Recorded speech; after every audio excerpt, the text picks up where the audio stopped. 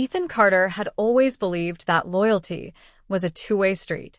For 7 years, he poured his energy, ideas, and countless late nights into Marlowe Dynamics, a mid-sized tech company headquartered in the heart of Chicago. He wasn't the kind of employee who made noise in meetings or demanded attention. Instead, he became the quiet backbone of the software development team, the kind of guy people turned to when things were falling apart at 2 a.m. during a product launch. His work ethic was unquestionable. His code ran clean, fast, and secure. He mentored interns, stayed after hours to help junior developers, and fixed bugs others gave up on. Ethan didn't expect praise, though. Deep down, he hoped his dedication would be seen, respected, even rewarded someday. Victor Marlowe, the CEO and founder of the company, was a different breed altogether. Flashy suits, fake smiles, and a hunger for attention. He surrounded himself with yes-men and loved being told how brilliant he was, even when it was his employees doing the real work. Victor rarely understood the technical aspects of his own company. He didn't need to. He had people like Ethan to cover those gaps. For a long time, Ethan believed if he kept his head down and worked hard, he'd rise. He wasn't looking to become rich. He just wanted security, a future, maybe even a leadership role one day. But then things started changing.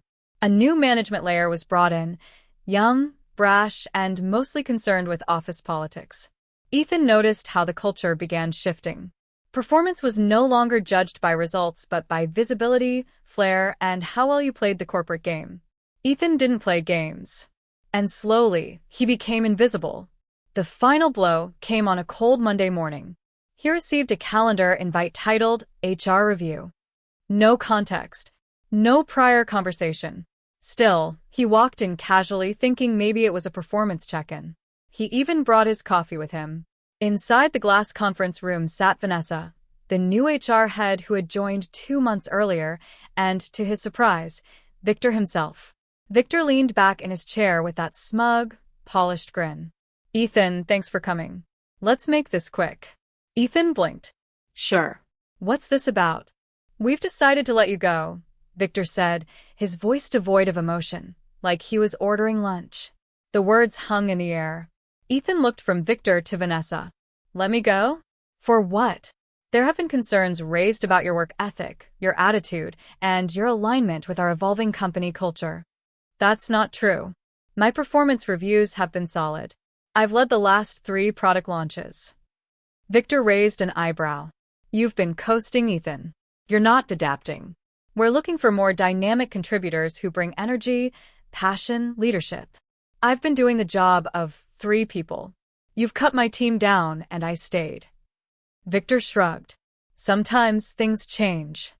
Vanessa slid a folder toward him. "We've prepared a severance package. 2 weeks of pay, and we'll offer a positive reference. And if I don't sign this, then we reconsider the terms. Perhaps without the reference." There was no discussion. No warning. Just like that, he was out. Security walked him to his desk. Coworkers watched silently as he packed his things into a cardboard box, a couple of desk plants, a photo of his sister from a hiking trip, and a USB drive that had been sitting in his drawer for months. As he stepped into the elevator, his heart pounded, not from sadness, but from disbelief. He had given this place everything, and they had discarded him like he was nothing. But Ethan wasn't broken. Not yet. What Victor didn't realize was that Ethan had been working on a private side project for over a year. Something born out of boredom and necessity, an internal system mapping tool. It was designed to help detect outdated server connections, legacy code vulnerabilities, and misconfigured access points. He had tested it across their old staging environments, which Victor's new team had carelessly left open for months. Ethan hadn't built it with revenge in mind. But now? Now he had a reason. He didn't rush. He spent 2 weeks revisiting the tool, refining its functions, ensuring it could gather the data he needed, quietly, invisibly. The system he had once maintained gave him a roadmap. His code still lived inside several deployed tools that hadn't been updated since his departure. He created a secure server offshore, masked his IP through layers of encrypted tunnels, and reconnected to their exposed test environment. Through this, He gained access to an admin panel that no one had touched in months, a relic of an old version of their product suite. With a few lines of code, he patched it into the current database. No one noticed. Then he waited. He watched as financial records were updated, client contracts uploaded, emails exchanged between executives. He didn't steal or leak anything. Not yet. Instead, he started collecting patterns.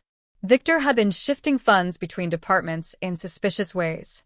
There were invoices paid to shell companies, employee bonuses rerouted, and executive vacations charged as R&D retreats. Ethan created a dummy email account and began feeding anonymous tips to a local business journalist, attaching redacted documents and screenshots. He didn't reveal everything, just enough to raise eyebrows. The first article hit a month later. Marlowe Dynamics under scrutiny for potential financial misconduct. Victor shrugged it off in public, calling it nonsense. But Ethan wasn't done. He built a mirror of the company's internal dashboard, a perfect clone. Then, using admin access, he redirected internal links for just 1 hour on a Monday morning. Employees logging in to check their tasks were instead shown a timed splash screen, a slideshow titled, "Where Your Bonuses Really Went." Screenshots, email threads, the receipts. It lasted only 5 minutes before the IT team pulled the plug. But by then, employees had already taken screenshots, videos, and posted them on Reddit, X, and LinkedIn. The fallout was swift. Employees staged a walkout. Clients demanded audits. Investors pulled out. Victor tried to find someone to blame, but Ethan had covered his tracks like a ghost. The company's own sloppy infrastructure made it look like an internal leak. Ethan watched it unfold from a small co-working space downtown, sipping the same brand of coffee he used to take to those Monday meetings. He wasn't smiling. He wasn't celebrating. He was making a point. Victor eventually stepped down under pressure. Marlowe Dynamics was sold off to a competitor for a fraction of its value. But Ethan's revenge wasn't about destroying a company. It was about reminding people like Victor that the quiet ones, the invisible workers, the ones who build the foundations, are not to be underestimated. A year later, Ethan launched his own startup, clean, transparent, built by a team he respected. He didn't want power. He wanted purpose. And he got it. Because sometimes the best revenge isn't loud. It's genius. It's poetic. And it leaves the world watching, wondering, how did he pull it off?